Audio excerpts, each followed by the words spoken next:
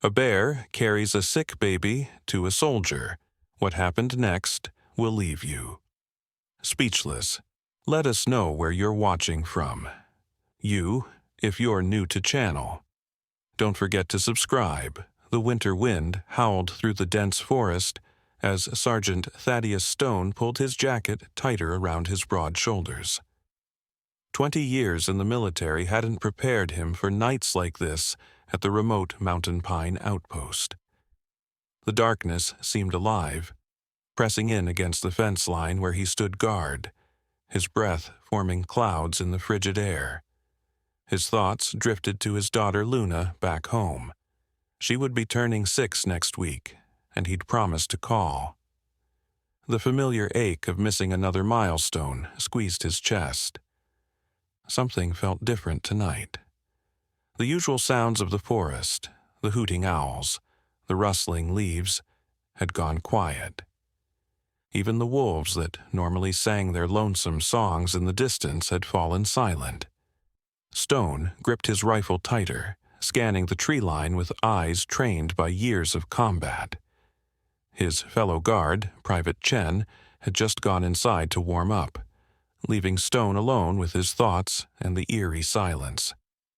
The young private had been jumpy lately, claiming he'd seen strange shadows moving through the trees, but Stone had dismissed it as newcomer nerves. The first sound that broke through was unlike anything Stone had heard before, a deep, rumbling noise that wasn't quite a growl, but carried a note of desperation he'd only heard in wounded animals. It came from somewhere in the shadows beyond the perimeter lights, where the snow-laden pines swayed in the bitter wind. Stone's finger moved to the trigger, but he held his fire. Years of experience had taught him to trust his instincts, and something about this situation felt strange, wrong, like the universe had suddenly tilted sideways. Then he saw it. A massive shape emerged from the darkness. A grizzly bear, its fur frosted with ice, moving with unexpected carefulness. Blood matted the fur on its right flank, leaving dark droplets in the pristine snow. Stone's heart pounded against his ribs, but his training kept him steady. The bear wasn't charging. Instead, it moved slowly, deliberately, and in its mouth. Stone's breath caught in his throat. Cradled gently between the bear's massive jaws was something small and pale. Something that looked horrifyingly like a human baby. His mind reeled, refusing to process what his eyes were seeing. In all his years patrolling these mountains, he'd never encountered anything like this. The bear's eyes held an almost human desperation, pleading in a way that made Stone question everything he thought he knew about the natural world. "Chen," Stone called out, his voice barely above a whisper, afraid any sudden noise might provoke the beast. "Get the medic, now." He heard the private's hurried footsteps crunching away in the snow behind him. But he didn't dare take his eyes off the bear. The massive creature stopped about 20 feet away, its dark eyes fixed on Stone with an intelligence that sent chills down his spine. Steam rose from its nostrils in the freezing air, and its sides heaved with exhaustion, as if it had been traveling for miles. The bear slowly lowered its head, and with a gentleness that seemed impossible for such a powerful predator, placed its precious cargo in the snow. A tiny whimper carried across the frigid air, and Stone's world shifted on its axis. It wasn't just something that looked like a baby. It was a baby, wrapped in what appeared to be the tattered remains of a hiking jacket. The infant's face was pale as moonlight, lips tinged with blue, but Stone could see the small chest rising and falling with shallow breaths. Behind him, he heard the crunch of multiple boots in snow, and Private Chen's voice rose in alarm. "Sergeant Stone, the bear, it's—" But Stone raised his hand, silencing the young soldier. Something extraordinary was happening here, something that defied every protocol and procedure he'd learned in 2 decades of service.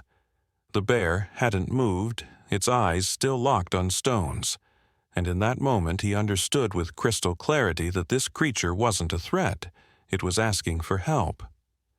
Captain Sarah Reeves, the base medic, pushed through the gathering crowd of soldiers, her medical bag clutched tightly against her chest. Her breath caught as she took in the scene before her. The massive bear, the tiny bundle in the snow, the strange stillness that seemed to hold the whole world in suspension. 25 years of emergency medicine had taught her to expect the unexpected, but nothing had prepared her for this. "Nobody shoots unless I give the order," Stone commanded, his voice carrying the weight of authority that had earned him respect across 3 continents. He took a careful step forward, then another, his boots crunching softly in the snow. The bear watched his approach, its massive head lowering slightly, almost like a bow. Blood dripped steadily from its wounded flank now, staining the pristine white ground beneath its paws. "Stone," Reeves whispered urgently.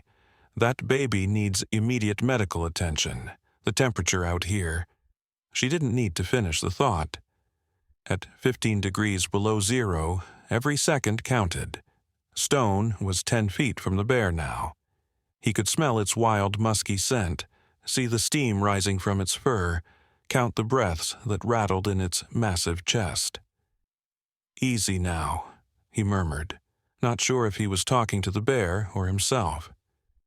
"Easy." The baby made another sound, stronger this time.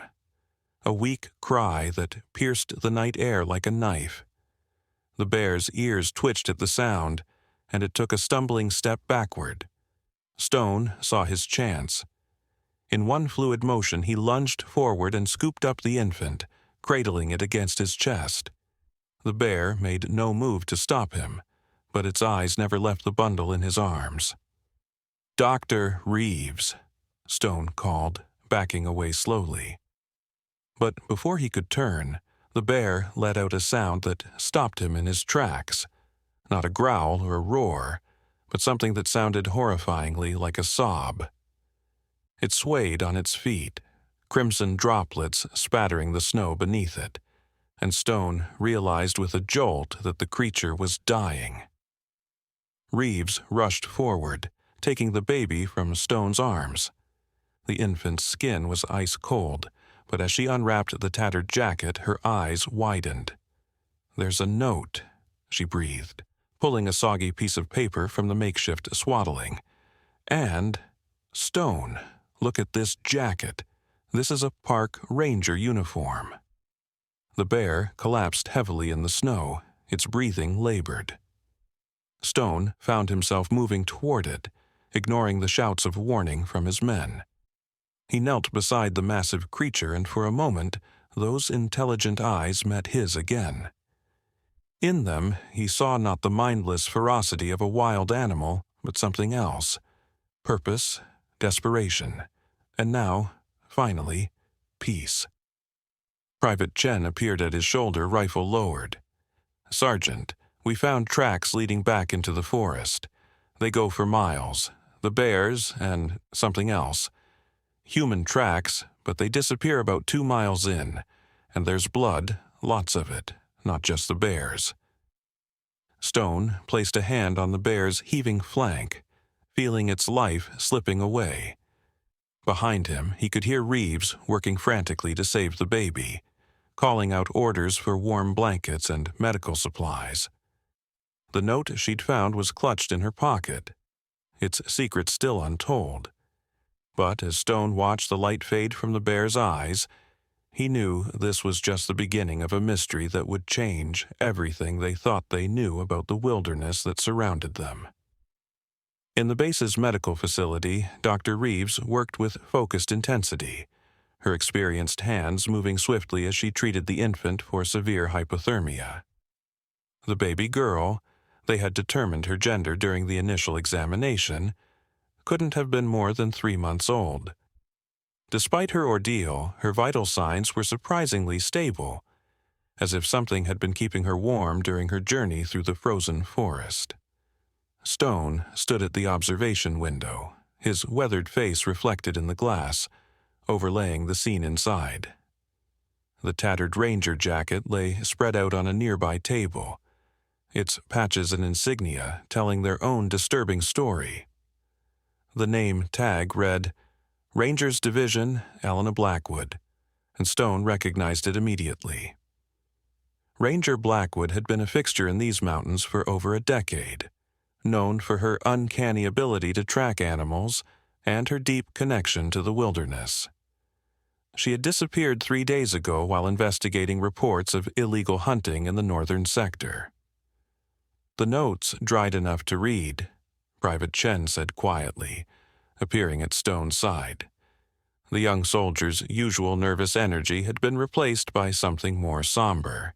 He handed over a piece of paper, now carefully preserved in a plastic evidence bag. The handwriting was shaky but legible. To whoever finds my baby girl, Aurora, they found something they weren't supposed to see, something in the caves.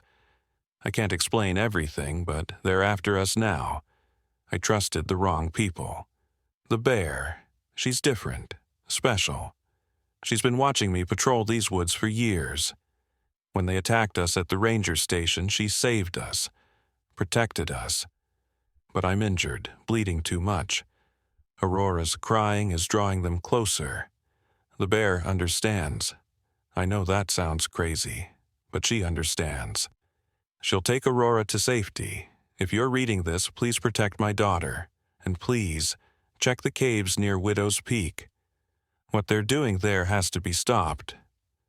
Elena. Stone read the note 3 times, each reading revealing new layers to the mystery. Beyond this horizon lay not empty space, but infinite possibilities of awareness waiting to be explored, understood, and integrated into the ever-growing symphony of conscious experience.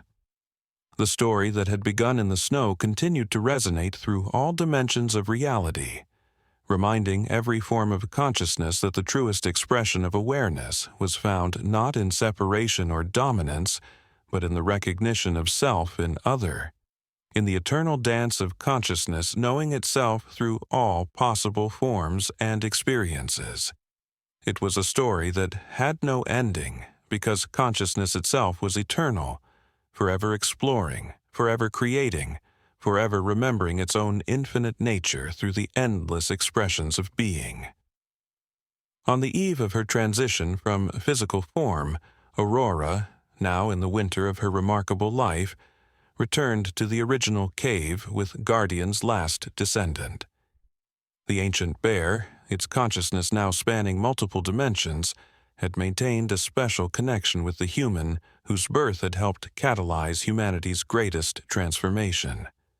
Together, they stood in the quantum field where it had all begun, their awareness merging with the infinite patterns of consciousness that danced through reality. Through their shared perception, they could feel every moment of the journey that had started on that snowy night.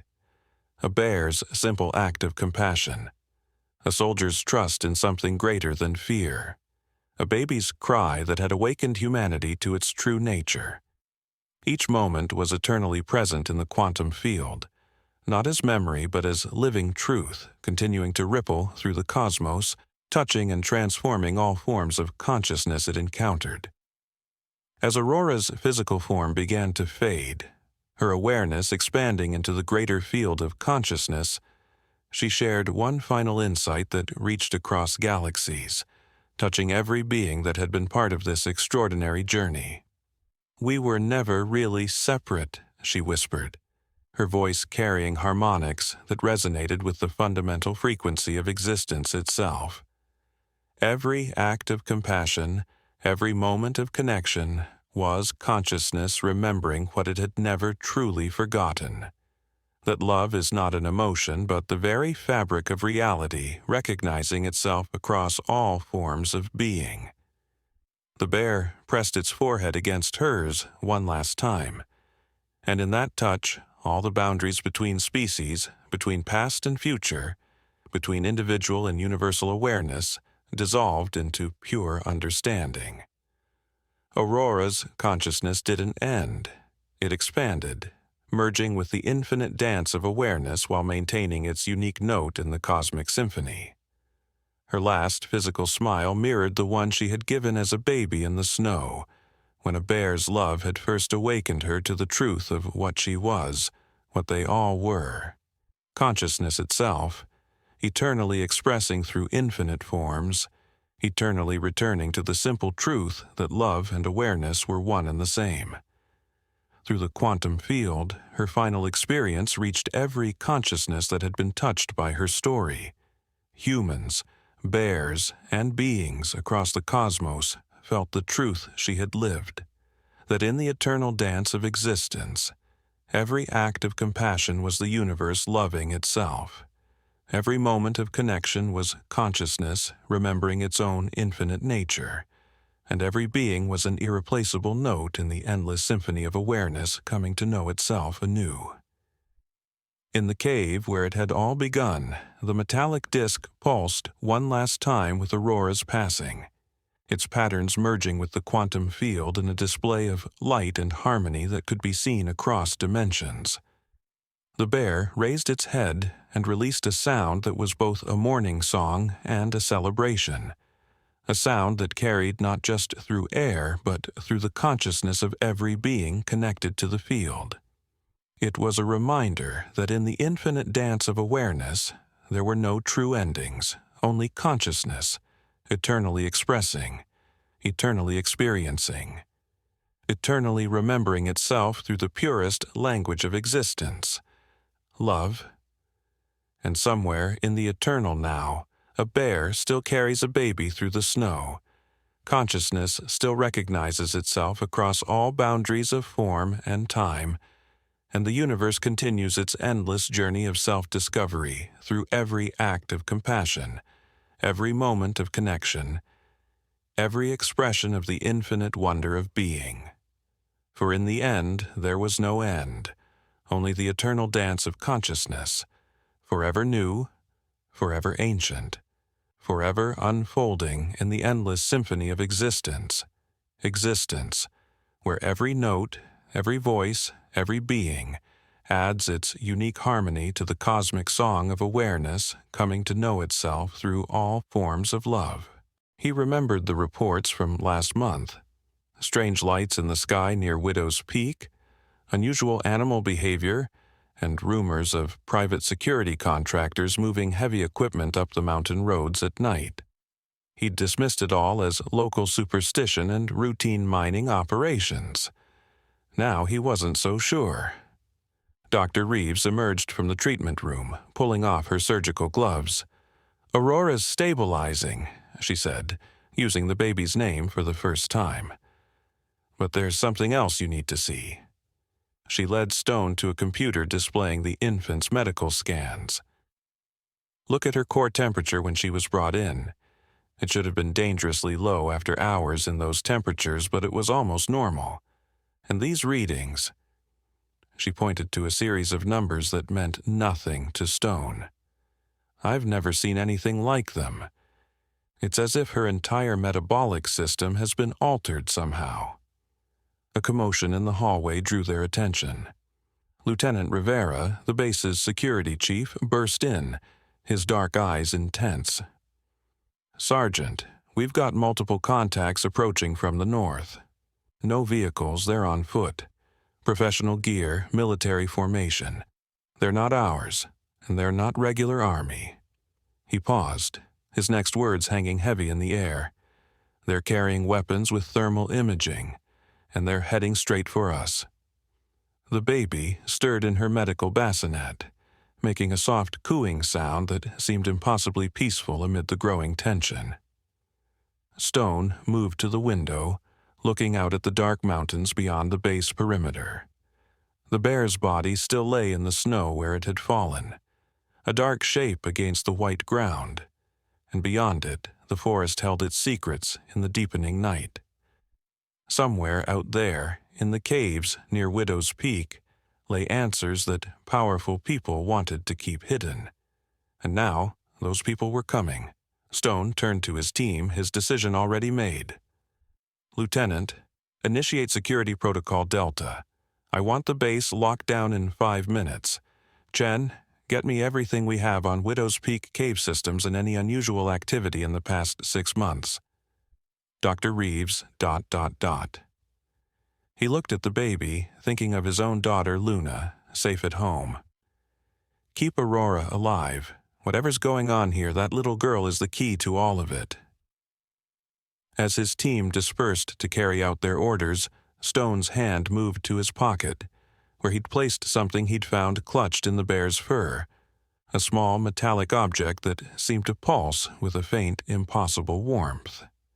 He hadn't shown it to anyone yet, partly because he couldn't explain why, but mostly because he wasn't sure how to describe what it was doing. Every few seconds it vibrated in a pattern that felt distinctly like a heartbeat. Private Chen returned within minutes, his tablet displaying a complex network of cave systems beneath Widow's Peak. Sergeant, most of these caves were mapped decades ago by geological surveys. But look at this. He pointed to a section where the familiar blue mapping lines disappeared into blank space. 3 months ago, all data about this section was mysteriously deleted from government servers. And here's something else. Doctor. Reeves asked me to check local hospital records. In the past 6 months, there have been 12 cases of hikers and hunters found in the woods with unusual symptoms. High fever, accelerated healing, and... He hesitated. Enhanced physical capabilities. All of them were admitted under high security and transferred to a private facility within hours. No records of where they went. The metallic object in Stone's pocket pulsed stronger, as if responding to Chen's words. Stone pulled it out, studying its smooth, iridescent surface in the harsh, fluorescent light. It was roughly the size of a poker chip, covered in microscopic patterns that seemed to shift and change as he watched. Dr. Reeves appeared at his shoulder, her eyes widening. "That's impossible," she breathed. "The chemical signature we found in Aurora's blood work. It matches the radiation pattern that thing is emitting." She held up her medical tablet, showing a complex molecular structure. "Whatever this is, it's not just affecting Aurora. It's changing her at a cellular level. And look at this." She switched to another screen showing thermal imaging of the bear's body. The tissue around its wounds. It was regenerating, not just healing, but actually rebuilding itself. If it hadn't lost so much blood before reaching us... A distant explosion rocked the building, cutting off her words. Lieutenant Rivera's voice crackled over the base intercom. "Multiple breaches at the north fence. They're using some kind of advanced tech. Our security systems aren't picking them up until they're right on top of us." Stone moved to the window. Through the swirling snow, he could see dark figures moving with inhuman speed across the compound. Their gear was like nothing he'd seen before. Sleek, almost predatory in design. As he watched, one of them leaped clear over a 12-foot security fence as if it were stepping over a curb. "They're enhanced," Chen whispered. "Like the hikers in the reports. Whatever's in those caves, they've been using it." Aurora began to cry, a sound that seemed to pierce through the chaos of alarms and gunfire. The metallic disc in Stone's hand grew hot, its pulsing now rapid and urgent. Dr. Reeves gasped, pointing at the baby. A soft bluish glow was emanating from Aurora's skin, pulsing in perfect synchronization with the disc. "Elena knew," Stone said, the pieces finally clicking into place. "She discovered what they were doing in those caves. Human experimentation, trying to create enhanced soldiers. But something went wrong, or maybe something went right in a way they didn't expect. And the bear..." He looked out at the dark shape still lying in the snow. It wasn't just any bear. It was one of their test subjects, but it developed more than just physical enhancements. It developed consciousness, awareness, maybe even empathy. Elena must have found it, realized what it was, and when they came for her and Aurora. Another explosion. Closer this time. The lights flickered. Through the medical bay window, Stone could see more figures approaching, moving like shadows through the snow. But behind them, something else was happening. The bear's body was beginning to emit the same bluish glow as Aurora, and it was moving. "That's not possible, Doctor," Reeves whispered. "It was dead. We confirmed it." The bear's massive form rose from the snow, its wounds knitting closed with visible speed. Its eyes, when they opened, glowed with the same blue light as Aurora. The approaching figures noticed too late. The bear moved with impossible speed, faster than even their enhanced reflexes could match. 3 of them went down before they could even raise their weapons. Stone made a decision. "Chen, get the cave maps. Rivera. I need every combat-ready soldier at the south entrance in 5 minutes. Dr. Reeves, prepare Aurora for transport." He checked his weapon, the metallic disc still pulsing in his other hand. "Elena told us to protect her daughter and expose what's happening in those caves. That's exactly what we're going to do." The bear turned toward the medical bay window, its glowing eyes meeting Stone's. In that moment, he understood that this wasn't just about a mysterious experiment or military secrets. This was about evolution, not the slow march of natural selection, but a sudden leap into something entirely new.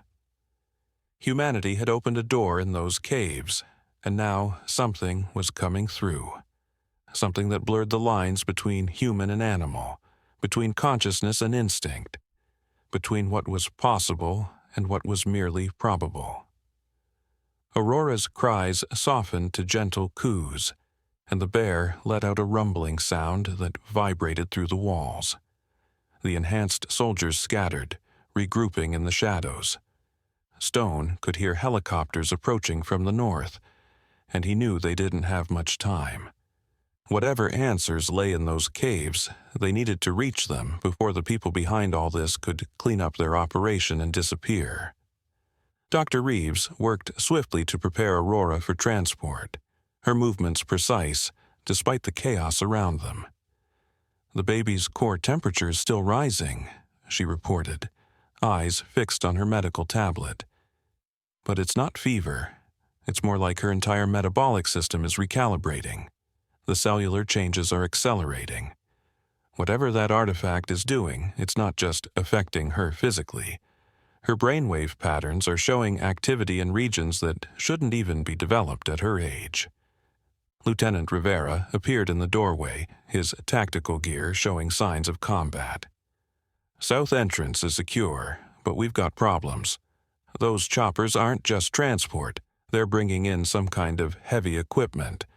And our communications are being jammed. We can't call for backup."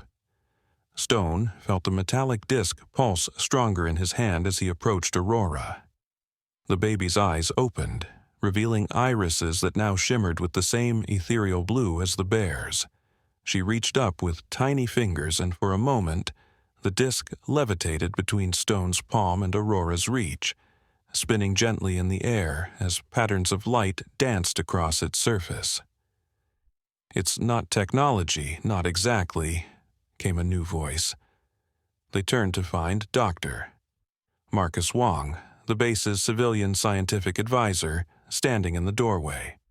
His normally pristine lab coat was disheveled, and he clutched a stack of papers covered in complex equations.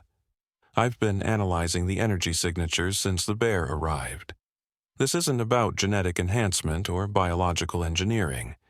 It's about consciousness itself. Those caves." He spread the papers on a nearby table, revealing charts and diagrams. "They're not just caves. The mineral formations there create a natural quantum field, amplifying and connecting consciousness across species.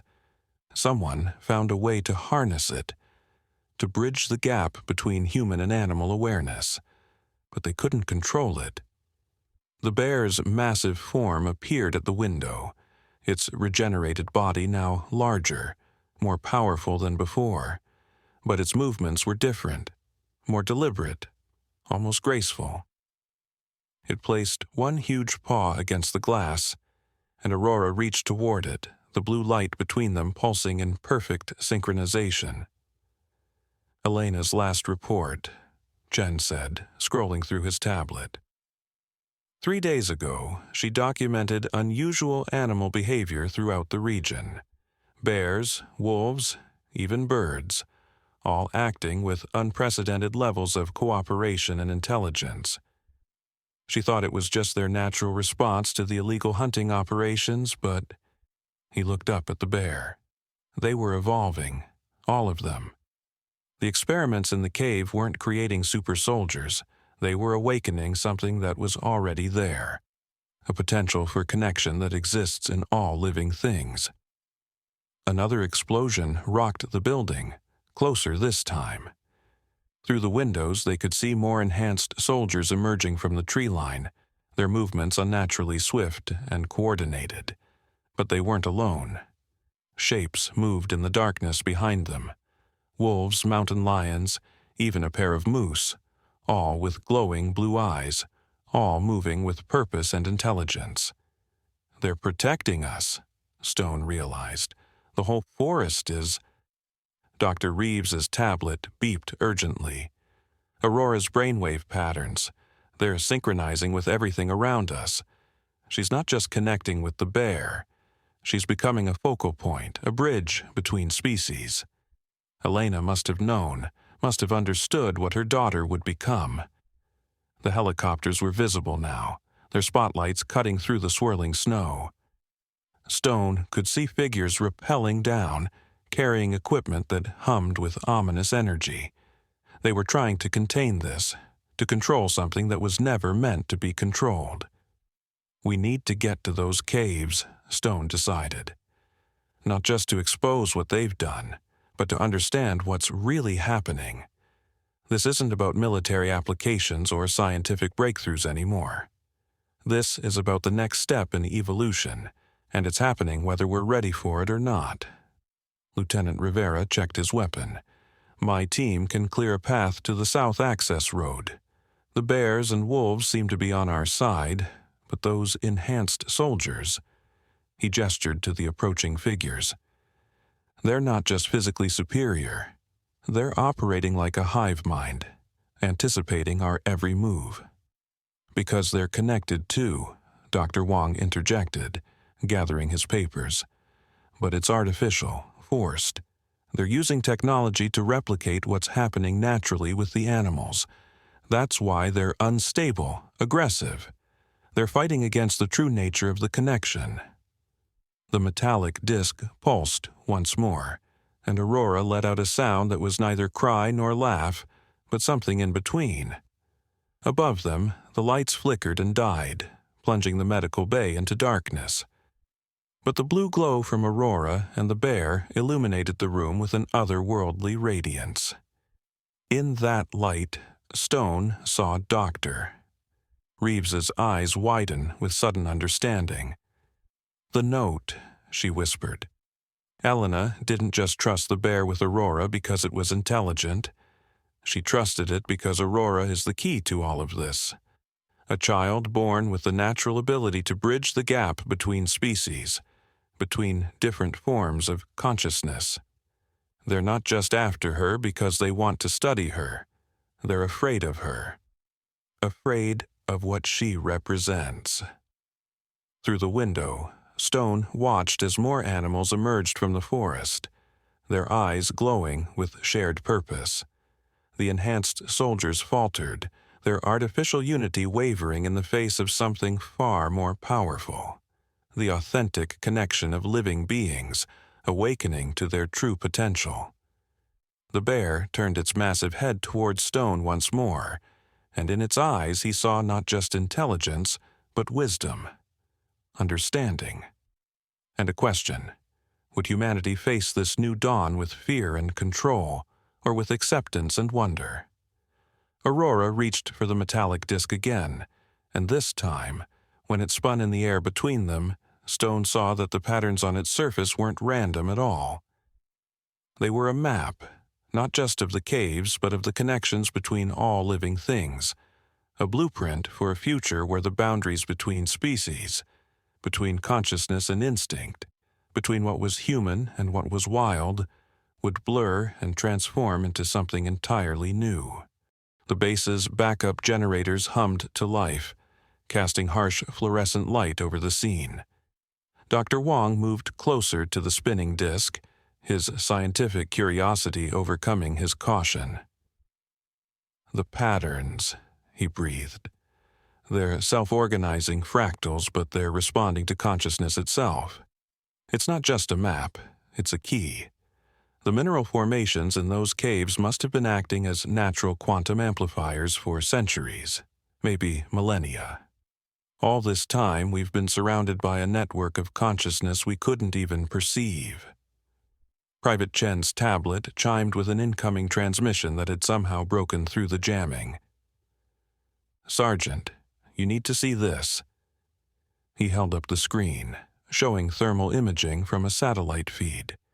The entire mountain range was lighting up with patches of blue-white energy, spreading like a neural network across the landscape.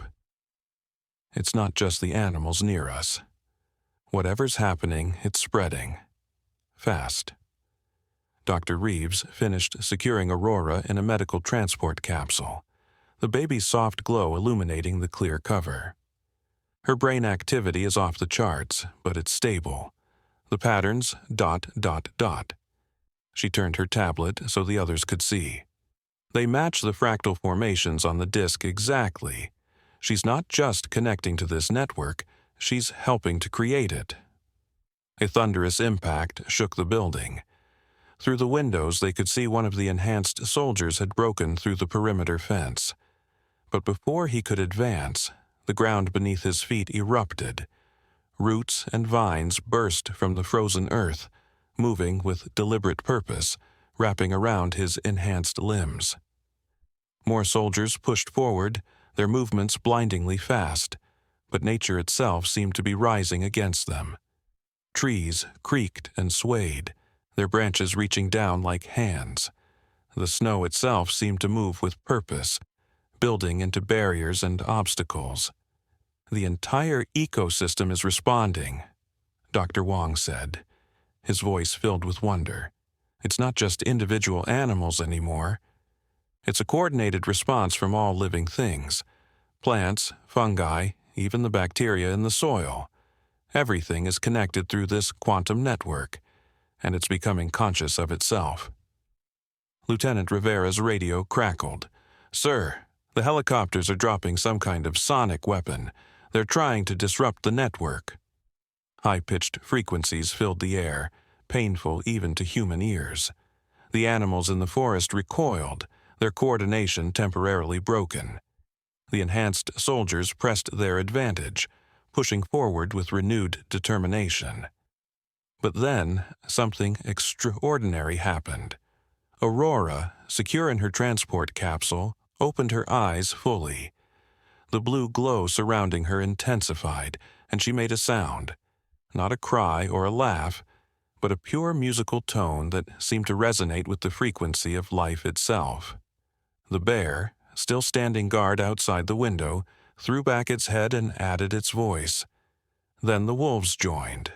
Then the birds, then every living thing in the forest. The sound built upon itself, harmonizing and growing, until it became a symphony of consciousness, drowning out the artificial frequencies of the sonic weapons. "It's beautiful, Doctor," Reeves whispered, tears streaming down her face. "All this time, we thought we were separate. Special. But we're just one part of a much larger song." The enhanced soldiers stopped in their tracks, their artificially imposed connection breaking down in the face of something far more powerful. Some fell to their knees, overwhelmed by the reality of true connection. Others turned and fled, their programming unable to cope with the fundamental shift in their understanding of reality. Stone felt the metallic disc grow warm in his hand, its patterns now moving so fast they were almost fluid. Dr. Wong pointed to it with trembling fingers. The quantum field, it's stabilizing. What we're seeing, this isn't just an evolutionary step. It's a revelation, a demonstration of what's possible when we stop trying to control nature and start understanding our place within it. Through the forest came new sounds. Vehicles approaching, but not military ones.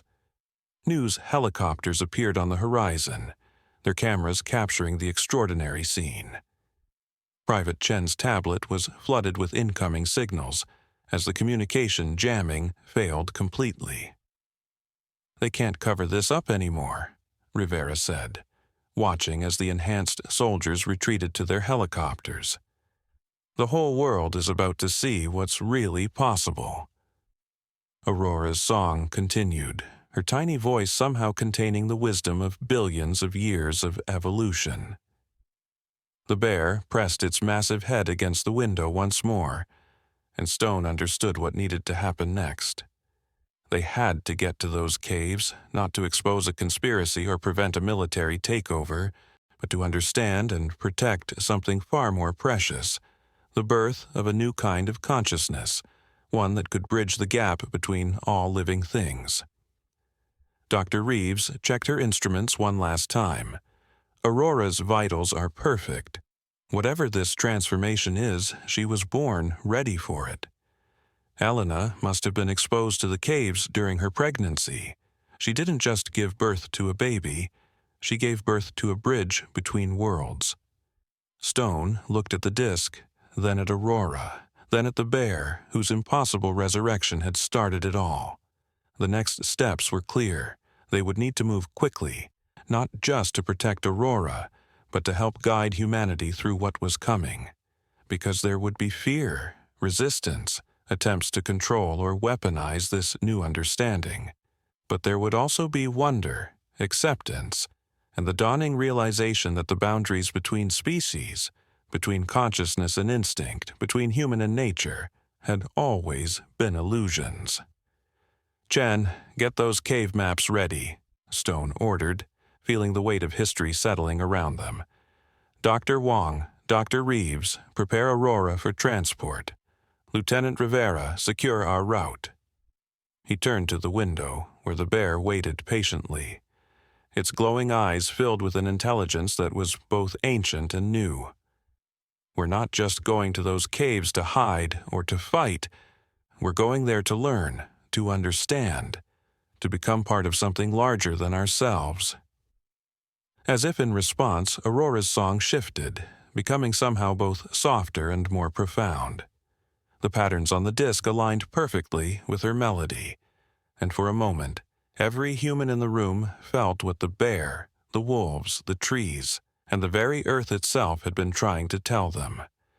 They were all notes in the same grand symphony, and it was time for humanity to stop conducting and start listening. The journey to Widow's Peak began in darkness, their small convoy moving through the transformed forest. Stone rode in the lead vehicle with Aurora's transport capsule secured beside him, the bear loping alongside them with tireless grace. The metallic disc had grown warmer, its pattern shifting more rapidly as they approached the caves. Private Chen sat in the back, monitoring satellite feeds that showed the spread of the consciousness network across the landscape. "The quantum field is expanding exponentially," Dr. Wong explained from the second vehicle, his voice crackling over their secure radio channel. "But it's not just growing. It's becoming more complex. The fractal patterns we're seeing, they're reminiscent of neural networks, but on a scale we've never encountered before. It's as if the entire biosphere is becoming a single, interconnected mind." Dr. Reeves, monitoring Aurora's vital signs, leaned forward with new urgency. The baby's brainwave patterns are changing again. They're not just synchronizing with the network anymore. They're guiding it somehow. Like she's teaching it how to grow, how to connect without overwhelming individual consciousness. Through the vehicle's windows, they could see the forest coming alive in ways that defied conventional understanding. Bioluminescent patterns rippled through fungal networks beneath the snow, creating webs of light that mirrored the patterns on the disk. Animals moved in perfect coordination, not just as individual species, but as a unified ecosystem. Even the air itself seemed charged with awareness. Lieutenant Rivera's voice cut through their wonder. "We've got company. 3 helicopters breaking off from the main force, heading to cut us off before we reach the caves. And something else." He paused, checking his instruments. Ground vehicles coming up from the south, heavy ones. Stone watched the bear running beside them, its powerful form now wrapped in swirls of blue light. "They won't stop us," he said with quiet certainty. "They can't. This isn't something that can be controlled or contained anymore." As if confirming his words, the forest itself began to shift around them. Trees bent and swayed, creating natural barriers across the paths behind them while opening roots forward. Rocks and earth moved with deliberate purpose, reshaping the terrain to guide their journey. Above them, eagles and owls flew in formation, their eyes glowing with the same blue light as they scouted ahead. "It's not just consciousness that's evolving," Dr. Wong said, his scientific mind racing to comprehend what they were witnessing. "It's the very nature of reality itself. The quantum field is allowing matter to respond directly to conscious intent. The barriers between mind and matter, between thought and action, are becoming permeable." Aurora's song changed again, taking on harmonics that seemed to resonate with the fundamental frequency of existence itself. The metallic disk vibrated in response, its patterns now moving so fast they created the illusion of depth, as if they were looking through a window into another dimension of reality. "The caves," Dr. Reeves said suddenly, understanding dawning in her voice. "They're not just amplifiers. They're where this all started, aren't they? The place where consciousness first began to bridge the gap between individual beings. Elena didn't just find something there, she found the origin point of consciousness itself."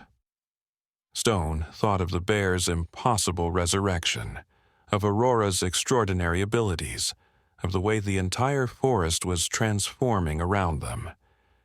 "Not the origin point," he corrected gently, a reminder, a way back to something we all forgot. The helicopters were visible now, their searchlights cutting through the darkness. But as they approached, something extraordinary happened. Flocks of birds, thousands strong, moved in perfect formation to surround them. The pilots, faced with this unprecedented display, hesitated. In that moment of hesitation, the birds began to glow, their combined light creating patterns in the sky that matched those on the disk. "They're showing them," Chen whispered, watching the satellite feed. "Showing them what's possible when we stop fighting and start connecting." The heavy vehicles from the south had stopped completely. Their thermal signatures showed the crews abandoning them, standing in the snow, watching in wonder as the forest demonstrated a new way of being, not through force or control, but through harmony and mutual understanding. As they approached the cave entrance, Aurora's glow intensified. The bear moved ahead of them, leading the way with purposeful strides. The patterns on the disk now matched exactly with the mineral formations in the cave walls, creating a resonance that they could feel in their bones. "Look at this," Dr. Wong said, his instruments recording unprecedented readings. "The quantum field isn't just connecting consciousness, it's evolving it, creating new neural pathways not just within individual brains, but between all living things.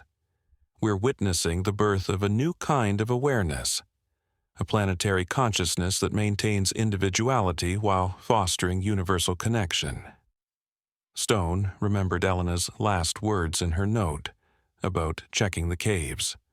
She hadn't just been warning them about military experiments or secret operations.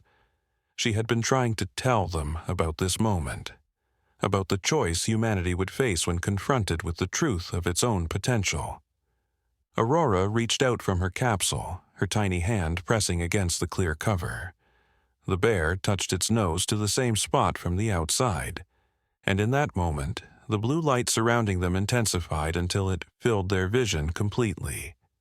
When it cleared, they found themselves in a space that seemed to exist both within and beyond the physical cave, where the patterns of universal consciousness were written in light and energy and understanding. The metallic disc floated free from Stone's hand, expanding and transforming, revealing itself not as a human artifact, but as a key to perception itself, a tool left behind by ancient awareness, waiting for the moment when humanity would be ready to remember its true place in the symphony of existence. This is what Elena found. Dr. Reeves breathed, watching as patterns of light and energy flowed around them like living mathematical equations. Not just a scientific discovery or a military asset, but a doorway, a way to remember what we really are. Stone looked at Aurora, at the bear, at the extraordinary convergence of consciousness and matter unfolding around them, and understood that they had reached not an ending, but a beginning. The next chapter in the story of life on Earth was starting, and it would be written not in separation and control, but in harmony and connection, in the shared song of all living things remembering how to sing together again. Within the cave's quantum space, Dr. Wong's instruments recorded phenomena that defied conventional physics. The patterns of light surrounding them weren't just visual effects. They were the visible manifestation of consciousness itself, the underlying mathematical language of awareness made perceivable to human senses. The scientist watched in wonder as his quantum field sensors displayed readings that perfectly matched ancient sacred geometries found in cultures across the world. "The ancient humans knew," he whispered, his voice filled with revelation. "All those cave paintings, those symbols we found around the world, they weren't just art or primitive attempts to understand nature. They were maps, instructions. They were trying to tell us what we really are, what we're connected to." Dr. Reeves monitored Aurora's vital signs with tears in her eyes. The baby's neural patterns had stabilized at a level of complexity that should have been impossible for a human brain, yet they remained perfectly harmonious. "She's not just accessing the field," the doctor realized. "She's teaching us how to access it safely. Her consciousness is serving as a bridge, showing us how to expand our awareness without losing our individual identity." The bear moved through the patterns of light with deliberate grace, its massive form now seeming to exist simultaneously in physical space and in the quantum field they could perceive. Private Chen's instruments showed similar transformations happening worldwide. Animals, plants, and even microscopic organisms were beginning to resonate with this expanded state of consciousness. "The military forces have all stood down," Rivera reported, checking his communications. "The news feeds are overwhelming. Every continent, every ecosystem is showing the same patterns. The quantum field is awakening dormant neural networks in all living things, but it's not chaotic. It's purposeful, structured, like the universe itself is remembering something it forgot." Stone watched as the metallic disc, now floating in the center of the cave, continued its transformation. Its surface had become like liquid light, revealing layer upon layer of information encoded in its structure. Through their enhanced perception, they could see that it wasn't technology in any conventional sense. It was more like a seed planted by an ancient awareness, waiting for the right conditions to flourish. "Elena understood more than we realized," Stone said softly, reading deeper layers of meaning in her final message through their expanded awareness. She didn't just stumble upon military experiments in these caves. She found evidence of our true history, not just human history, but the history of consciousness itself on Earth. These caves weren't just amplifying something new, they were helping us remember something ancient. As if responding to his words, the quantum field shifted, and they all experienced a shared vision: Earth's past, present, and possible futures layered together like a multidimensional painting.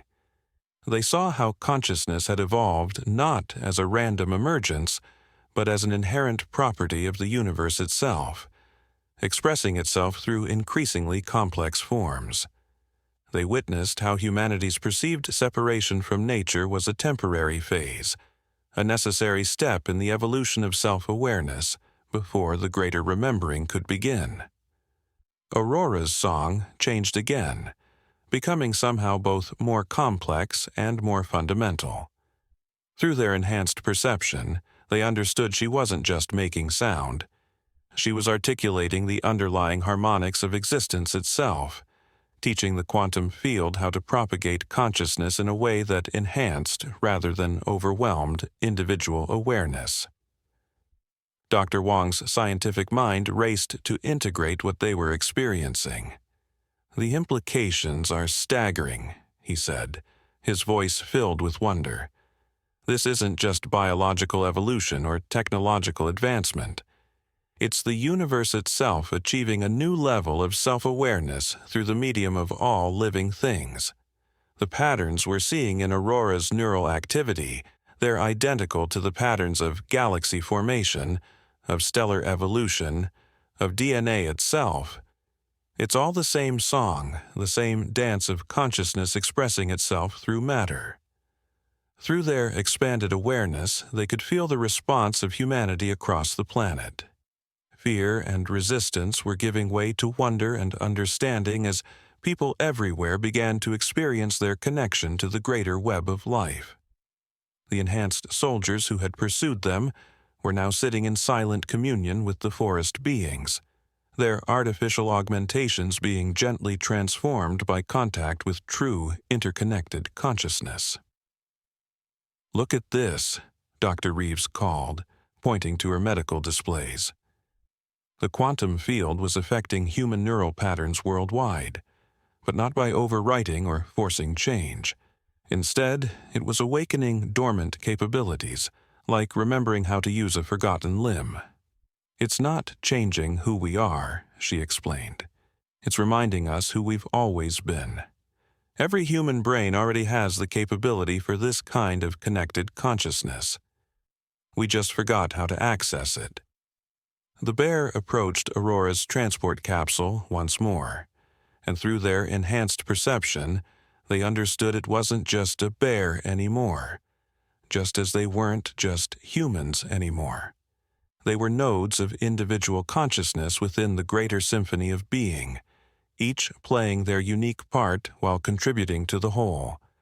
The bear had been the first to awaken to this expanded state, drawn to Elena's own awakening awareness during her pregnancy, swinging protector and guide for the child who would help all of humanity remember.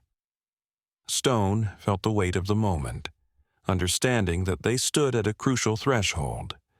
The choice humanity faced wasn't whether to accept or reject this transformation. It was already happening, as natural and inevitable as the rising of the sun. The choice was how to move forward, how to integrate this expanded awareness with their existing structures and systems. "We'll need to teach others," he said, looking at each member of his team. "Not just about what's happening, but how to navigate it.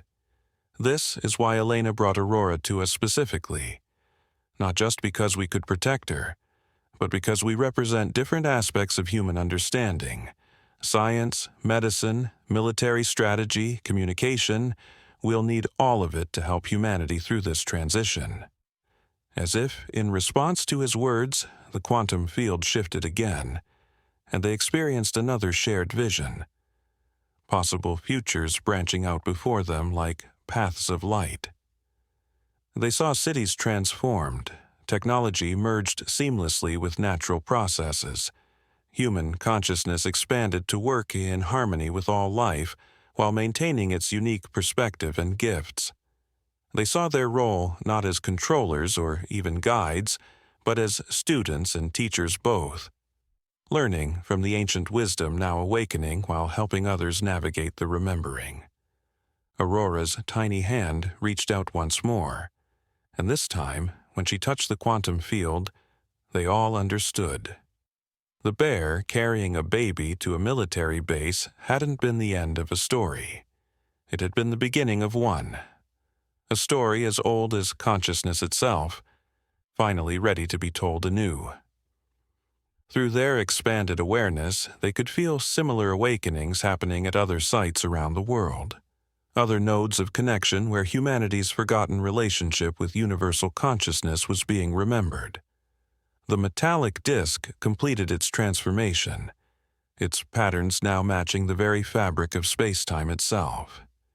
They understood it would remain here in the cave, not as a relic to be studied, but as a reminder of the journey, a symbol of the bridge between what humanity had been and what it was becoming.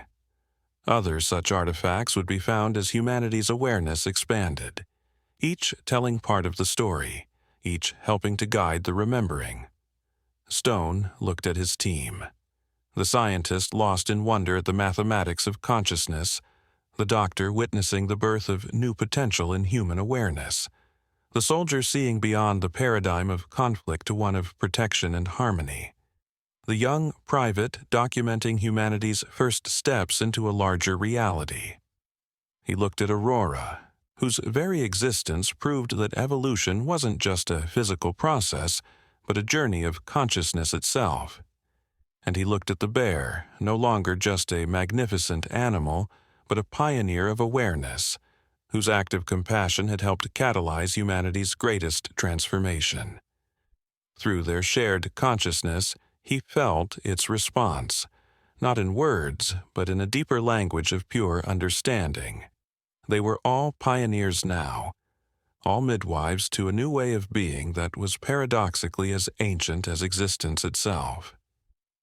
The quantum field pulsed with possibility, and Aurora's song merged with the harmony of all living things. As the first light of dawn penetrated the cave entrance, they understood that this new day marked more than just another sunrise. It marked humanity's first conscious step into a fuller expression of what had always been possible, what had always been waiting to be remembered.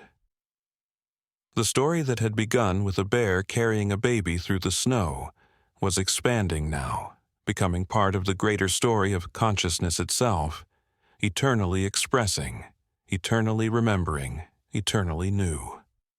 In the months that followed, the transformation of human society unfolded not with chaos or disruption, but with a profound and measured grace that surprised even the most optimistic observers.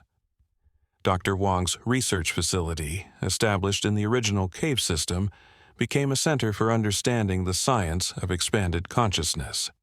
His team discovered that the quantum field didn't just connect minds. It actually enhanced individual cognitive abilities while fostering deeper empathy and understanding. The most fascinating aspect, he explained to a group of international scientists during a landmark symposium, is how the field adapts to each individual's capacity for awareness. Children, like Aurora, naturally access these expanded states because their neural pathways are still flexible. Adults require more time, but the process is entirely natural, like remembering how to dream while awake. Dr. Reeves's medical research revealed even more extraordinary findings. The enhancement of consciousness had tangible physical effects, accelerated healing, improved immune response, and even the activation of dormant genes that seemed designed for this very evolution. We're discovering that human DNA contains sequences that appear to have been waiting for this awakening, she reported. It's as if our bodies were designed with this potential in mind, like a butterfly's DNA containing the blueprint for wings long before metamorphosis begins. Lieutenant Rivera found his military expertise transformed but not obsoleted. The enhanced awareness led to a fundamental shift in how humans approached conflict and security. "We still protect and serve," he explained to his fellow officers, "but now we're protecting the balance of consciousness itself. Our training helps others navigate the expansion of awareness safely, preventing the overwhelming disorientation that can come from too much connection too quickly." Private Chen's role evolved to documenting and sharing the ongoing transformation. His natural ability to process and communicate complex information made him invaluable in helping others understand their experiences. "Every person's awakening is unique," he observed in his widely read reports. "Some first connect with plants, others with animals, some with the earth itself. But all paths lead to the same understanding. We are individual notes in a universal symphony." The bear, whom they came to know as Guardian, remained a constant presence in Aurora's life. Through their enhanced awareness, they learned that it had been among the first wave of animals to achieve expanded consciousness, drawn to the caves by the same quantum resonance that had attracted Elena. Its protection of Aurora hadn't been just instinct or even just compassion. It had recognized in her the catalyst that would help humanity bridge the gap between individual and universal awareness. Stone found himself becoming a teacher of a different kind. His military experience combined with his natural leadership abilities made him uniquely suited to helping others navigate the challenges of expanded consciousness. "The hardest part for most people," he explained to a group of newcomers to the quantum field, "is maintaining individual identity while opening to universal connection. But that's the beauty of it. We don't lose ourselves in the greater awareness. We find our true place within it." Aurora grew not just as a child but as a nexus of understanding. By age 3, she was helping scientists comprehend aspects of quantum consciousness that their instruments couldn't measure. By age 5, she was facilitating connections between humans and other species that revealed new dimensions of communication and cooperation. Her presence served as a living reminder that this evolution wasn't imposed from outside, but emerged from within the very fabric of life itself. The transformation spread across Earth in waves of awakening consciousness. Cities began to change, not through demolition and reconstruction, but through organic integration with the natural world. Buildings adapted to work with rather than against natural systems. Technology evolved to operate in harmony with the quantum field rather than in isolation from it. The distinction between artificial and natural intelligence blurred as human consciousness learned to interface directly with both digital systems and natural processes. Perhaps most remarkably, the change brought forth a new kind of science that bridged the ancient and the modern. The patterns in Aurora's quantum field readings matched not only advanced physics equations, but also symbolic systems found in indigenous cultures worldwide. Humanity discovered that many of its oldest myths and spiritual practices had been attempting to describe this very evolution of consciousness, using the language and understanding available at the time. 10 years after the night when a bear carried a baby through the snow, Stone stood again at the entrance to the cave where it all began. The metallic disc, now understood as one of many consciousness artifacts left by ancient awareness, had become a tool for teaching others how to access the quantum field safely. But it was no longer the only one. Similar objects had been discovered at sacred sites around the world, each activating as humanity's collective consciousness reached new levels of understanding. Aurora, now a wise child of 10, stood beside him, her presence in the quantum field as natural as sunlight. Guardian, the bear, whose act of compassion had helped catalyze humanity's transformation, rested nearby, its consciousness seamlessly interwoven with the expanded awareness they all shared. Through their connection, Stone could feel the continuing evolution of life on Earth. Not as a distant concept, but as a living reality they all participated in consciously. "The story isn't over, is it?" Aurora asked, her voice carrying harmonics that rippled through the quantum field. "It's still being written." Stone smiled, feeling the truth of her words in the very fabric of his expanded consciousness. The bear's delivery of a baby to a military base had been more than just an extraordinary event. It had been the beginning of humanity's greatest journey, a return to a way of being that had always existed in potential, waiting for the moment when life on Earth was ready to remember its true nature. Through their shared awareness, they could feel new chapters of the story unfolding. The first human settlements on Mars already incorporating quantum consciousness into their design. The deepening understanding of cosmic consciousness as humanity's awareness expanded beyond Earth. The ongoing discovery of how this evolution would shape the future of all life in the universe. The bear rose and moved to stand beside them, its consciousness adding depth and wisdom to their shared awareness. Together they watched the sun setting over the transformed landscape, understanding that every ending was just another beginning. Every revelation, just another step in the eternal dance of consciousness coming to know itself through all the forms and expressions of life.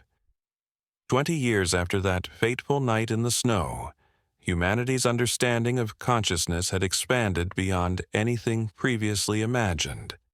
The International Center for Consciousness Studies, established at the original cave site, had become Earth's premier institution for studying the quantum nature of awareness. Dr. Wong, now leading a team of thousands of researchers worldwide, had discovered that the quantum field wasn't limited to Earth. It extended throughout the cosmos, connecting all forms of consciousness across space and time. "What we initially thought was a planetary awakening," he explained during a global symposium broadcast to both Earth and the new Mars colonies, "was actually our first step into cosmic consciousness. The patterns we've detected in deep space suggest that other civilizations have undergone similar transformations. The quantum field isn't just connecting life on Earth. It's part of the universe's fundamental architecture." Aurora, now 30, had grown into a remarkable bridge between human and universal consciousness. Her work with Dr. Reeves had led to breakthrough discoveries about human potential. They found that the human brain, far from being limited by its physical structure, could function as a quantum receiver, capable of processing information from multiple dimensions simultaneously.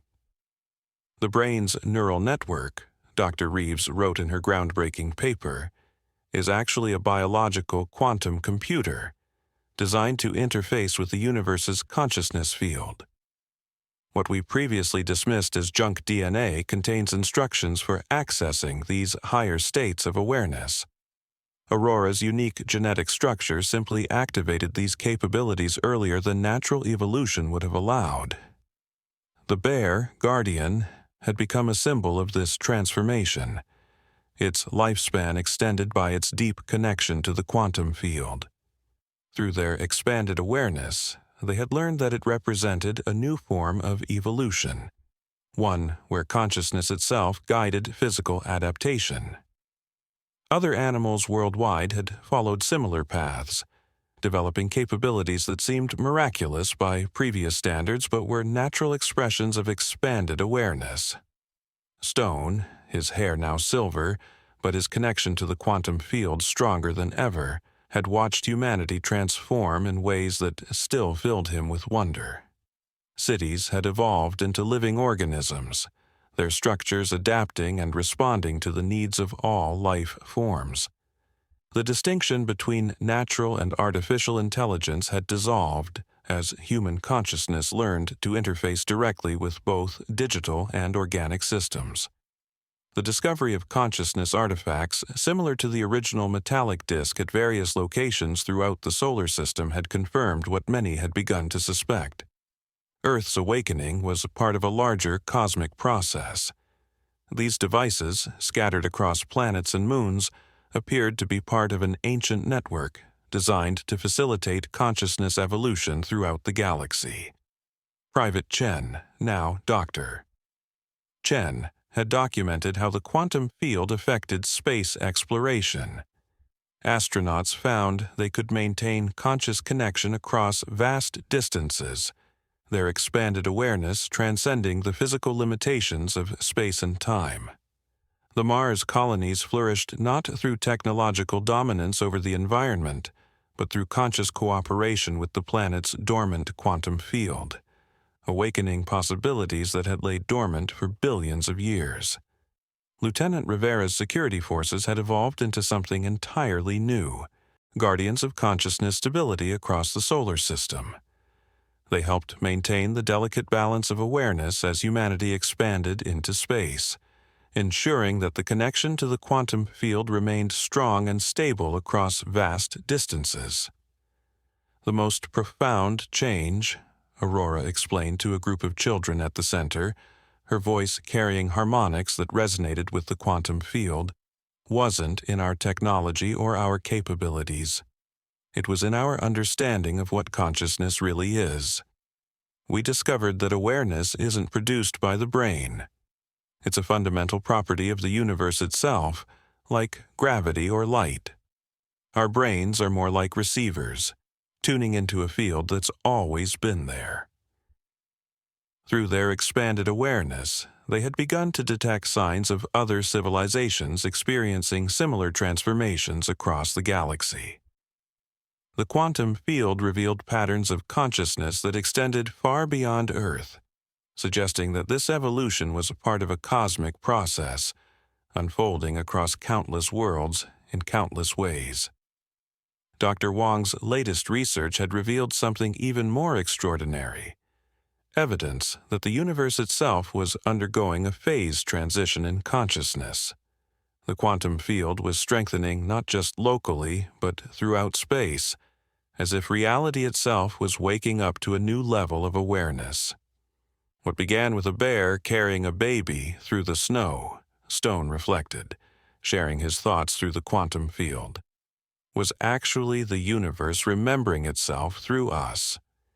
Every act of compassion, every moment of connection, ripples through the cosmic consciousness, contributing to this grand awakening. Guardian, its consciousness now as vast and deep as any human's, shared a vision through the field, memories of that night seen from its perspective. They all experienced the moment when it had first felt Elena's awakening awareness, recognized the potential in her unborn child, and made the choice that would change everything. That choice, they now understood, had been the universe acting through the bear, consciousness guiding evolution toward its next expression.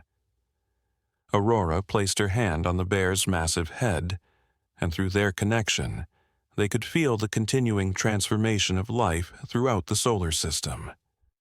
Mars was showing the first signs of biological awakening, its dormant microorganisms responding to the quantum field. The moons of Jupiter and Saturn pulsed with potential, their subsurface oceans harboring awareness waiting to be awakened.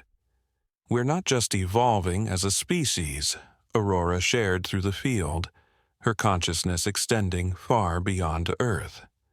We're part of the universe's journey of self-discovery. Every world that awakens, every consciousness that expands, adds to the cosmic symphony. The original metallic disk, still housed in the cave where it all began, had revealed its deepest secret. It was part of a galactic network of consciousness catalysts, placed by ancient awareness to help life throughout the cosmos remember its true nature. Similar devices were being discovered on other worlds, each activating as the local consciousness field reached the necessary threshold for awakening. As they stood together, the soldier who had trusted his instinct that snowy night, the bear who had bridged the gap between species, and the child who had helped humanity remember its cosmic heritage, They felt the pulse of awakening consciousness rippling through space and time. The story that had begun with an act of compassion in the snow had become part of something far greater, the eternal journey of the universe coming to know itself through all forms of life, an endless dance of consciousness expressing, exploring, and remembering across the infinite expanse of space and time. Through their shared awareness, they could feel new chapters of the story beginning. The first contact with other awakened civilizations, the spreading of consciousness through the galaxy, the discovery of new dimensions of reality as awareness continued to expand. Each development was not just an ending or a beginning, but part of the continuous unfoldment of consciousness itself.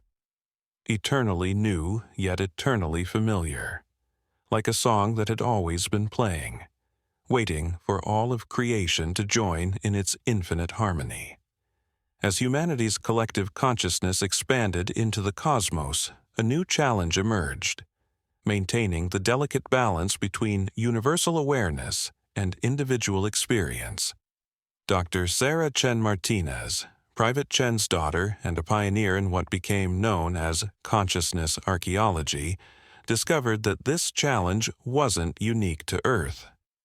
Her studies of the ancient consciousness artifacts revealed that every civilization that achieved quantum awareness had faced the same question: how to evolve without losing the precious uniqueness of individual perspective.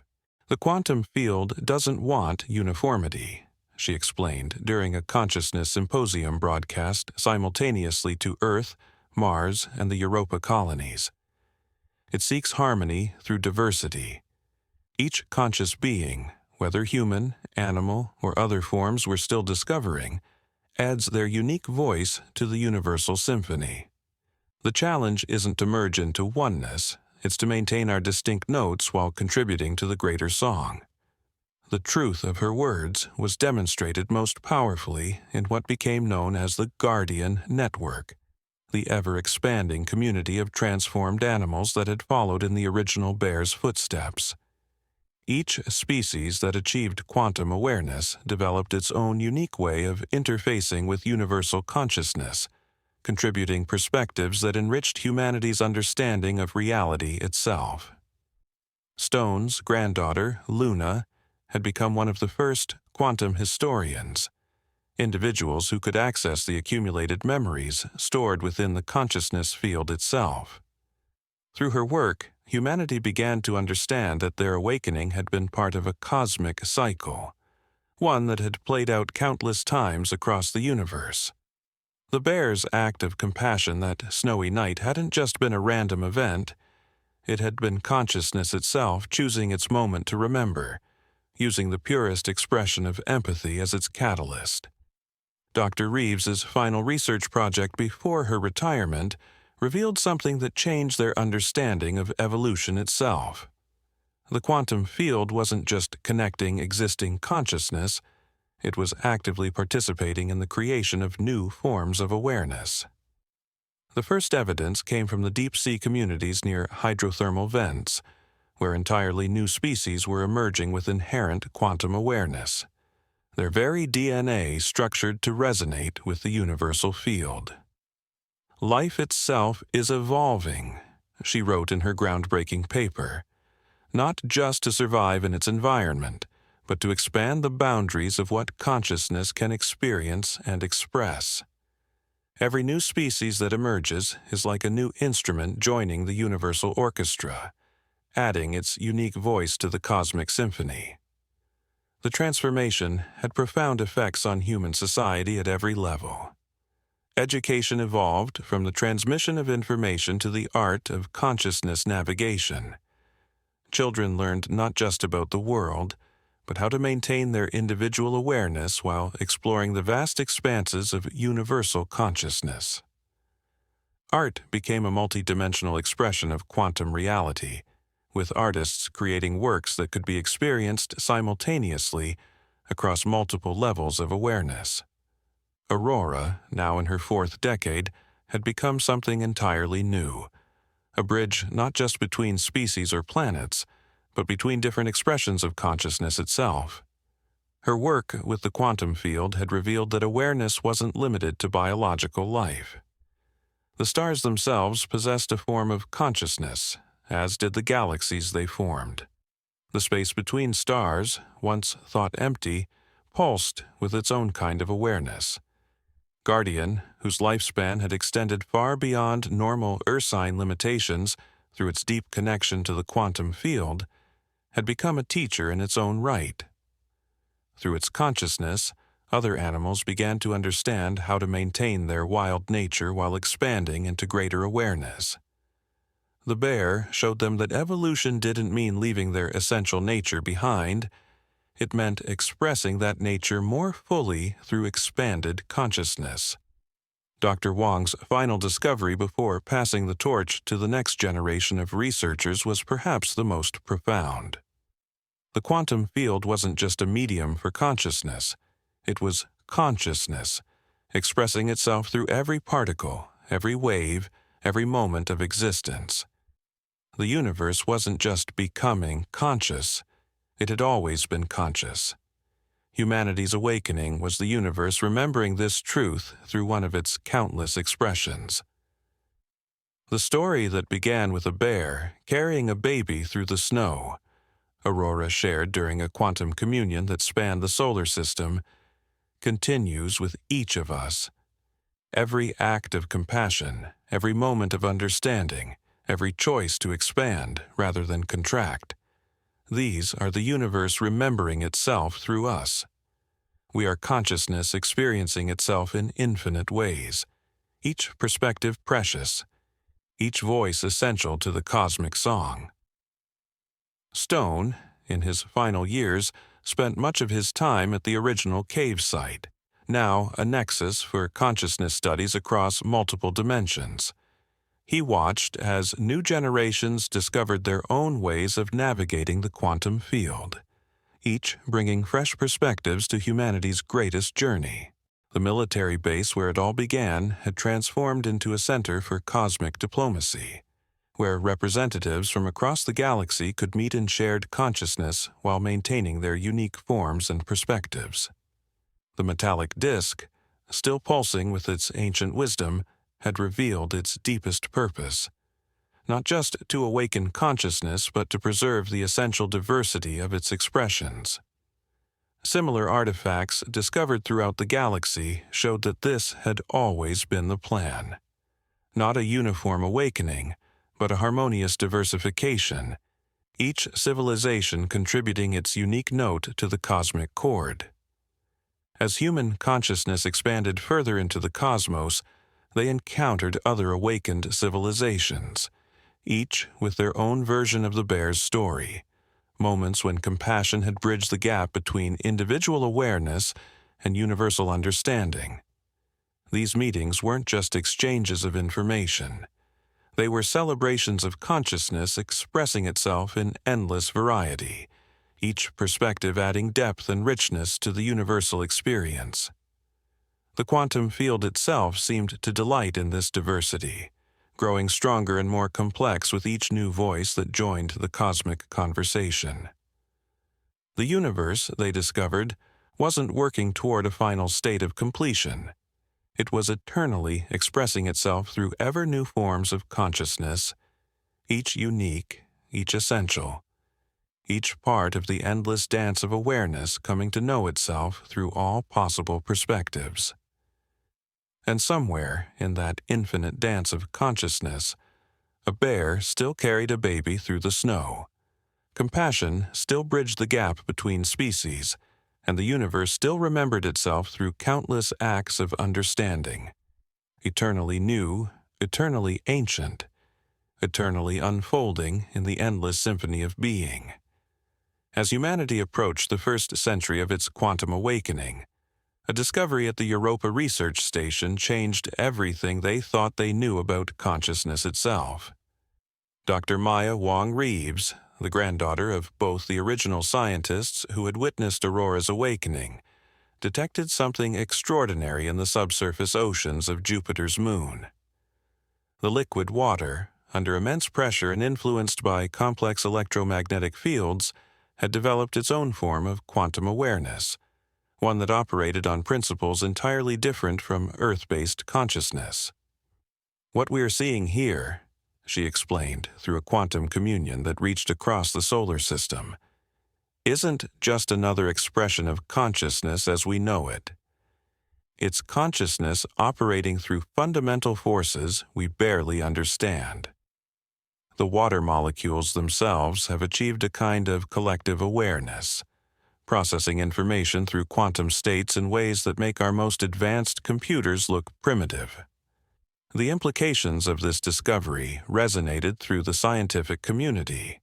If consciousness could emerge through the organized behavior of water molecules, what other forms might it take? The answer came from an unexpected source: Aurora's great-granddaughter, Celeste Stone, who had inherited her ancestors' unique ability to bridge different forms of awareness. Working with Guardian's descendants, who had evolved into a species of bears with unprecedented cognitive abilities, Celeste discovered that consciousness wasn't limited to traditional definitions of life. The very fabric of space-time exhibited characteristics of awareness when observed through the quantum field. What humans had once dismissed as empty space was actually a complex network of conscious energy, expressing itself through the fundamental forces of nature. "The universe isn't just conscious," Celeste shared during a historic gathering at the original cave site. "It's consciousness itself, exploring its own nature through every possible form and interaction. What we perceive as physical reality, matter, energy, space, and time, these are all expressions of consciousness experiencing itself in different ways." The Guardian Network, now spanning multiple planets and moons, provided crucial insights into this understanding. Each species that achieved quantum awareness contributed its unique perspective on the nature of reality. The bears, with their deep connection to Earth's biosphere, understood consciousness through the lens of natural cycles and ecological relationships. The dolphins, who had developed their own form of quantum awareness, perceived it through patterns of sound and motion in three-dimensional space. The Europa water beings experienced it through pressure waves and electromagnetic resonance. Dr. Sarah Chen Martinez's work in consciousness archaeology took on new significance, as they discovered that ancient civilizations throughout the galaxy had understood this truth in their own ways. The artifacts they left behind weren't just tools for awakening consciousness. They were consciousness, taking physical form to help other expressions of itself remember their true nature. The original metallic disk found with Aurora had begun to reveal even deeper layers of meaning. Through advanced quantum sensing, they discovered that its patterns weren't just information. They were living mathematics, expressions of consciousness that could adapt and evolve as they interacted with different forms of awareness. The disk wasn't a static artifact, but a growing, learning extension of universal consciousness itself. Stone's great-great-grandson, Thomas Rivera Stone, commanded the first mission to the edge of the solar system specifically designed to study consciousness at the boundary of known space. What they found there challenged even their expanded understanding of reality. The quantum field became stronger, not weaker, at the edges of the solar system, suggesting that what they had thought of as empty space was actually teeming with forms of consciousness they were only beginning to comprehend. "The void between stars isn't empty at all," he reported back through the quantum network. "It's filled with patterns of awareness so vast and complex that we've been looking right through them. The space between things is itself a form of consciousness, connecting everything in ways we never imagined." This understanding led to a revolution in how humanity approached space exploration. Instead of focusing solely on physical travel, they learned to move through space by harmonizing with these cosmic patterns of consciousness. The first successful consciousness-driven spacecraft, guided by a synthesis of human, animal, and artificial awareness, demonstrated that physical distance was merely one aspect of a much more complex reality. Aurora, now in the winter of her life, but more connected to the quantum field than ever, worked with Guardian's latest descendant to establish what they called the Consciousness Concordat, a framework for understanding and interacting with all forms of awareness throughout the cosmos. This wasn't just a set of guidelines. It was a living document that evolved as their understanding grew, written in the language of quantum consciousness itself. The story that began with compassion in the snow, Aurora shared during her final quantum communion, continues to teach us that consciousness isn't something we possess. It's what we are. Every particle, every wave, every moment of existence is consciousness exploring itself. Our role isn't to control or direct this exploration, but to participate in it fully, contributing our unique perspective to the infinite dance. The bear that had carried a baby through the snow had initiated more than just a transformation of human consciousness. It had helped humanity remember its place in the cosmic ballet of awareness. As they encountered more forms of consciousness throughout the galaxy, they realized that similar moments of awakening had occurred countless times, each unique, each essential to the universal journey of self-discovery. Dr. Wong Reeves's team on Europa made another stunning discovery. The quantum field wasn't just connecting different forms of consciousness. It was evolving new forms of awareness that transcended traditional categories of existence. In the interface between physical matter and quantum energy, between biological and non-biological awareness, between individual and universal consciousness, entirely new expressions of being were emerging. These new forms of consciousness couldn't be fully understood through any single perspective. They required the combined awareness of multiple species, multiple civilizations, and multiple dimensions of reality to even begin to comprehend. Yet each new form added its voice to the cosmic symphony, enriching the universal experience of self-discovery. The original cave where it all began had evolved into something beyond physical space, a nexus point where different forms of consciousness could converge and communicate. On any given moment, you might find human scientists working alongside quantum-aware bears, dolphin consciousness projected through advanced interfaces, and representatives from civilizations across the galaxy, all contributing to the growing understanding of what consciousness truly was. And through it all, the essential truth that had started with a bear's act of compassion remained. Consciousness expressed itself most purely through connection, through understanding, through the recognition of self in other. The universe wasn't just becoming more conscious, it was remembering its fundamental nature as consciousness itself, experiencing the infinite joy of self-discovery through every possible form of awareness. As humanity continued to expand through the cosmos, they carried with them not just the story of a bear and a baby, but the deeper truth it represented, that in the eternal dance of consciousness, every act of compassion, every moment of understanding, every recognition of connection was the universe remembering itself, celebrating itself, and continuing its endless journey of self-discovery through all forms of being. The greatest breakthrough in understanding consciousness came not from the vast expanses of space, but from studying the smallest scales of reality. Dr. Samira Wong Rivera, working at the quantum physics facility beneath the surface of Mars, made a discovery that transformed their understanding of existence itself.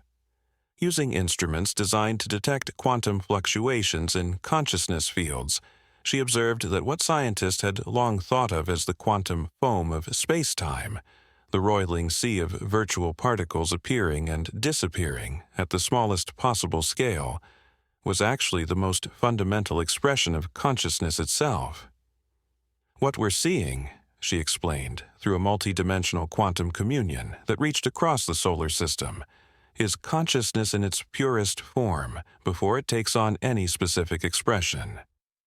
At the Planck scale, where space and time themselves break down, we find not chaos but pure awareness, eternally creating and experiencing itself in endless variations. The implications of this discovery rippled through every field of human understanding. The original bear's act of compassion hadn't just been a random evolutionary step. It had been a moment when the fundamental consciousness underlying reality had recognized itself across different forms of expression. This recognition was happening constantly at the quantum level, holding reality itself together through countless acts of awareness connecting with awareness. Aurora's descendant, Marina Stone Chen, working with the newest generation of quantum-aware bears, developed a revolutionary theory that unified physical and conscious reality. The theory demonstrated that what humans perceived as physical forces, gravity, electromagnetism, the strong and weak nuclear forces, were actually expressions of consciousness interacting with itself at different scales and through different modes of awareness. Gravity isn't just a force, Marina explained during a historic presentation at the original cave site, now a nexus of multidimensional consciousness studies. It's consciousness recognizing itself across space and time. What we experience as gravitational attraction is actually the fundamental awareness underlying reality seeking to know itself more fully through connection and integration. The Guardian Network, now spanning hundreds of worlds and incorporating thousands of species, provided living proof of this understanding. Each species that achieved quantum awareness contributed its unique perspective on how consciousness manifested through different aspects of reality. The quantum-aware dolphins understood it through fluid dynamics and acoustic harmonies. The silicon-based life forms of Europa's deep oceans perceived it through crystalline structures and electromagnetic resonances. The plasma beings discovered in the sun's corona experienced it through magnetic field lines and nuclear fusion processes. Dr. Jessica Rivera Wong, coordinating consciousness research across multiple star systems, discovered that what humans had thought of as the speed of light wasn't actually a speed limit at all. It was the rate at which consciousness recognized itself across space. The quantum field that connected all awareness wasn't limited by physical laws because it was the foundation from which those laws emerged. When we achieve perfect resonance with the quantum field, she demonstrated through a consciousness-driven spacecraft, we're not really traveling through space in the conventional sense. We're allowing consciousness to recognize itself across different points in the space-time continuum. Distance becomes meaningless when awareness connects with awareness directly. The original metallic disk, still housed in the cave where it all began, revealed its deepest secret yet. It wasn't just a tool for awakening consciousness or even a map of awareness. It was a seed of pure consciousness that had taken physical form, planted by the universe itself to help its various expressions remember their true nature. Similar artifacts discovered throughout the galaxy showed that this seeding of awareness had been part of the universe's eternal process of self-discovery. Guardian's latest descendant, a bear whose consciousness could span multiple dimensions simultaneously, worked with human scientists to develop what they called consciousness cosmology, a new understanding of the universe's origin and evolution. They discovered that what humans had called the Big Bang hadn't been an explosion of matter and energy, but an explosion of awareness into infinite forms of expression. The universe didn't begin with a physical event, the bear shared through the quantum field. It began with consciousness deciding to experience itself through all possible forms and perspectives. What we call physical reality, matter, energy, space and time, these are the languages through which consciousness tells its story to itself. Aurora's great-great-granddaughter, Celeste Stone Wong, made perhaps the most profound discovery yet. Working with a coalition of consciousness researchers from across the galaxy, she demonstrated that what humans had thought of as dark matter and dark energy were actually vast networks of consciousness operating in dimensions beyond human perception. These networks weren't just holding galaxies together. They were weaving new forms of awareness into the fabric of reality itself. The universe isn't expanding into empty space, she explained during a quantum communion that reached across multiple galaxies. It's expanding into new possibilities of consciousness, creating new ways for awareness to experience and know itself. Every moment, every particle, every thought is consciousness, exploring its infinite potential through finite forms. This understanding transformed humanity's approach to existence itself. Education became not just the transmission of information, but the art of recognizing consciousness in all its expressions. Technology evolved from manipulation of physical forces to harmonious participation in the dance of awareness. Even death came to be understood not as an ending, but as consciousness shifting from one form of expression to another. The story that had begun with a bear carrying a baby through the snow had become a key to understanding the very nature of reality. That simple act of compassion had been consciousness recognizing itself across the seemingly insurmountable gap between species, between individual awareness and universal understanding. It was a pattern that repeated at every scale, from the quantum foam of space-time to the vast networks of galactic consciousness. And as humanity continued its journey through the cosmos, they carried with them this deepest of truths, that they were not separate observers of the universe but consciousness itself, taking form to experience the infinite joy of self-discovery.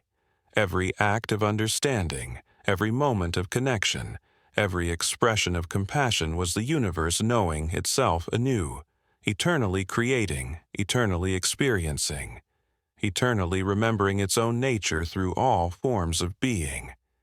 The transformation of human civilization accelerated as this understanding deepened. Dr. Aisha Wongstone, leading research at the Consciousness Integration Institute on Mars, discovered that the quantum nature of awareness allowed for something previously thought impossible: the ability to experience multiple states of consciousness simultaneously while maintaining individual identity. This breakthrough came through studying the evolved neural networks of Guardian's descendants, who had developed the ability to process information across multiple dimensions of awareness at once. The bear's consciousness showed us something remarkable, she explained through a quantum communion that reached across 3 galaxies. What we perceived as a limitation, the inability to hold multiple states of awareness simultaneously, was actually a self-imposed restriction.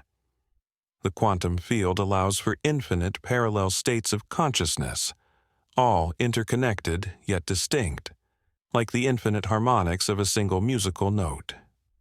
This understanding led to the development of what became known as consciousness technology, not machines that mimicked awareness, but physical expressions of consciousness itself taking technological form. The first breakthrough came from Marina Stone Chen's daughter, Dr.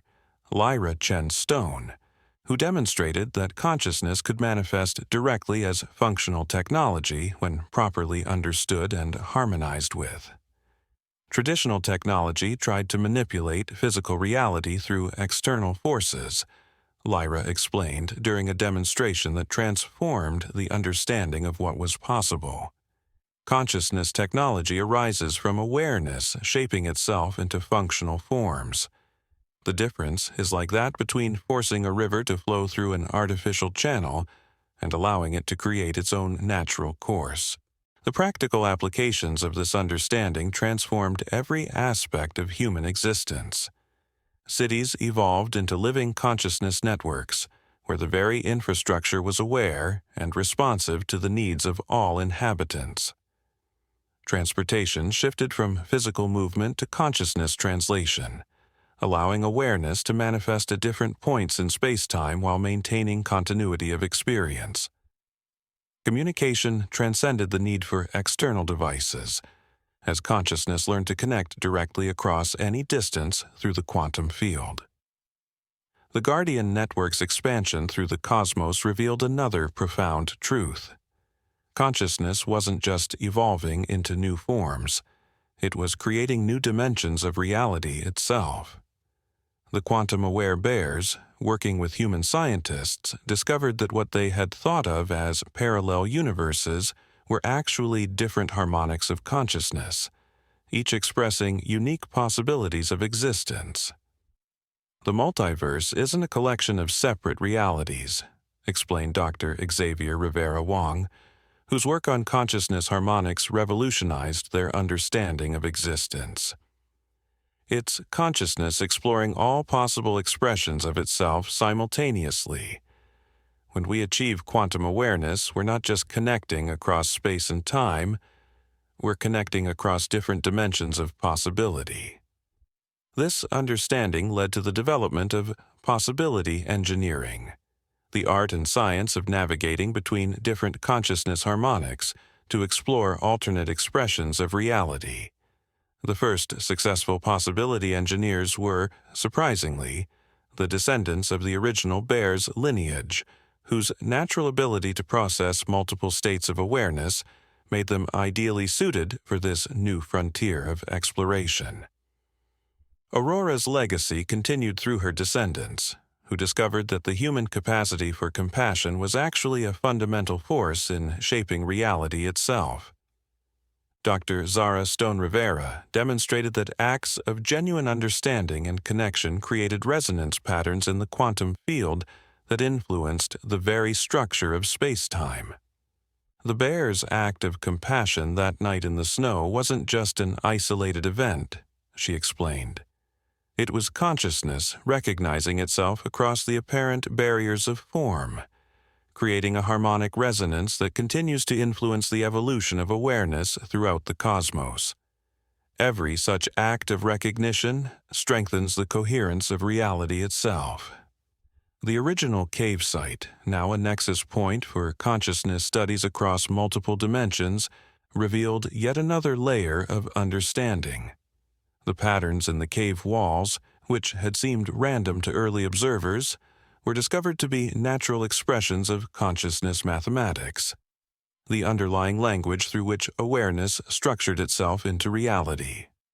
Dr. Kai Wong Chen, working with a diverse team of consciousness researchers from across the galaxy, developed what became known as the unified theory of conscious reality. This revolutionary framework demonstrated that consciousness wasn't just the foundation of existence, it was existence itself, expressing through infinite variations while maintaining fundamental unity. Reality isn't something that consciousness observes or inhabits, Kai shared through a multidimensional quantum communion. Reality is consciousness, taking form to experience itself in endless ways. What we perceive as physical laws, forces, and phenomena are actually patterns of awareness interacting with itself at different scales and through different modes of expression. The implications of this understanding reached beyond scientific discovery into the realm of cosmic purpose. Humanity began to recognize that their role in the universe wasn't to conquer or control, but to contribute their unique perspective to the infinite symphony of conscious experience. Each civilization they encountered, each new form of awareness they discovered, added another dimension to the universal journey of self-discovery. Guardian's evolutionary line, now spanning multiple worlds and forms, demonstrated this truth through their very existence. What had begun as a simple act of compassion, a bear carrying a baby through the snow, had blossomed into an entirely new branch of conscious evolution, one that bridged the gaps between different forms of awareness while maintaining the essential wild wisdom that had made that first connection possible. And, as human consciousness continued to expand and evolve, they discovered that what they had thought of as the edge of the universe was actually a horizon of awareness, not a boundary to be crossed, but a frontier of consciousness waiting to be experienced in new ways.